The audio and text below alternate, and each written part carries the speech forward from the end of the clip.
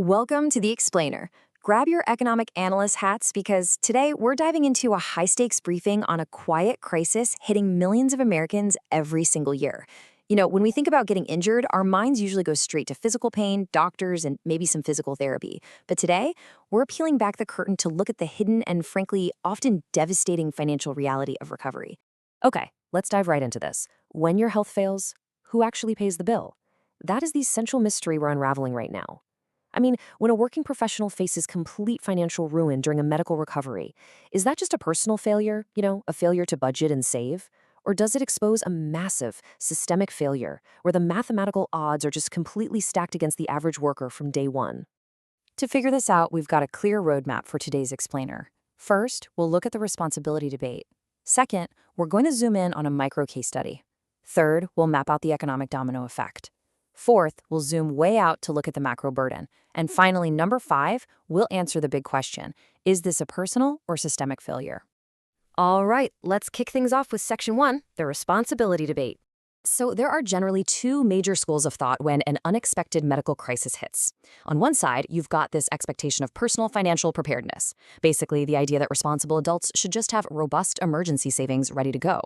But on the flip side, we have the very harsh reality of skyrocketing healthcare costs and systemic failures. So the big question we have to weigh as we dig into the data today is this. Is it mathematically fair to expect individuals to just outsave massive, prolonged recovery costs? Moving right along to Section 2, the micro case study, let's test that personal responsibility theory. Now, what's really interesting about this is how incredibly fast a responsible safety net can just evaporate. Meet Lisa. She's 48, pulls in about $65,000 a year as an office manager, and honestly, she did everything right. She had a really healthy 15 grand saved up for emergencies, barely any credit card debt, but then a severe back injury hits.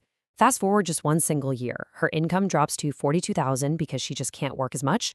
Her savings completely wiped out, down to just $2,000. Her credit card debt absolutely skyrockets to 12 grand, and those retirement contributions she was making completely suspended.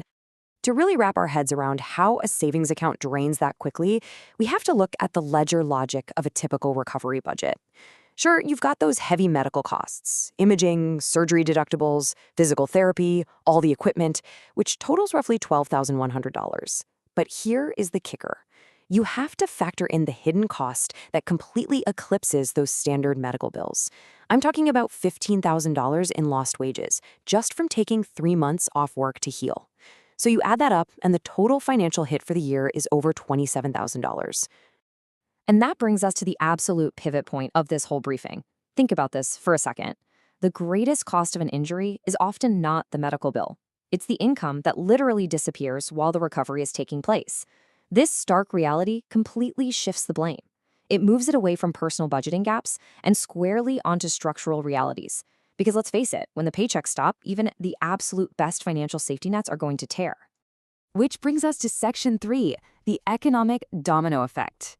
Because an injury is rarely just a biological event. And this brilliantly illustrates what I call the unforgiving mathematical equation of housing stress. It goes like this. Step 1. A health crisis hits. That instantly triggers Step 2, lost income. Naturally, without income, we hit Step 3, savings are completely depleted. So to just survive, people turn to Step 4, putting everything on credit cards. And when those cards max out, boom, Step 5, housing instability. A homeowner who is comfortably paying a $2,200 mortgage suddenly faces default. The crazy thing here is this housing crisis wasn't caused by the housing market. It was caused by a health event. Just think about how this timeline actually plays out in real life. Day 1 is the injury and those initial medical costs. Weeks 1 through 4, that brings the time off work and this sudden, terrifying shock of lost income. By the time you hit months 2 to 6, you're facing severe ongoing financial pressure from mounting bills and just trying to buy groceries. And by year 1 and beyond, you are looking at serious long-term wealth reduction. Because honestly, financial recovery notoriously takes way longer than physical recovery. Fighting with insurance, scheduling appointments, managing chronic pain, it essentially becomes this exhausting, unpaid second job. Let's zoom out now for Section 4, the macro burden. We're going from Lisa's individual savings wipeout to something much bigger. $560 to $635 billion. Seriously, let that massive number sink in for a second. According to the National Institutes of Health, that is the estimated annual economic cost of chronic pain in the United States alone. We're talking healthcare expenses, disability, lost productivity, and people literally dropping out of the workforce. This paints such a powerful picture when you put it next to the limits of an individual savings account. You simply cannot outsave a crisis of this sheer macroeconomic scale. So the crucial point here is how this compares to the conditions we hear about in the news every single day. Chronic pain costs the U.S. economy up to $635 billion annually.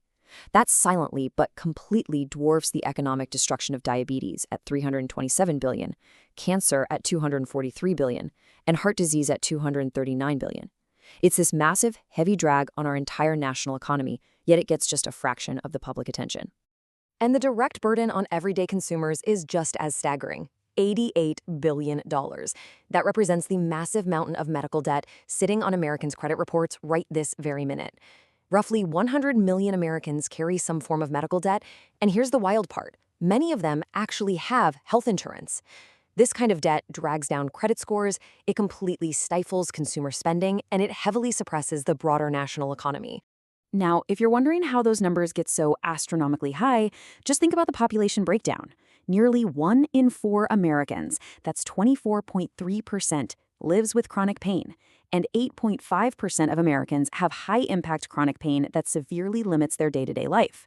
So this isn't some rare edge case we're talking about. This is a mainstream workforce issue that is actively affecting a massive segment of our population. Which brings us to our final section, number 5, personal or systemic failure. Let's move to and see how this all builds into the broader economic crisis faced by the 99%, because a health crisis doesn't just stay isolated in the body. It bleeds into everything. Housing affordability is severely compromised by lost wages. Household debt spikes dramatically because of those unexpected medical bills. And because you drain your savings just to survive the present moment, wealth accumulation completely stops, which means retirement, that gets permanently delayed. The health crisis is mathematically, undeniably interconnected with the housing and retirement crises. So that leaves us with this final, incredibly vital question.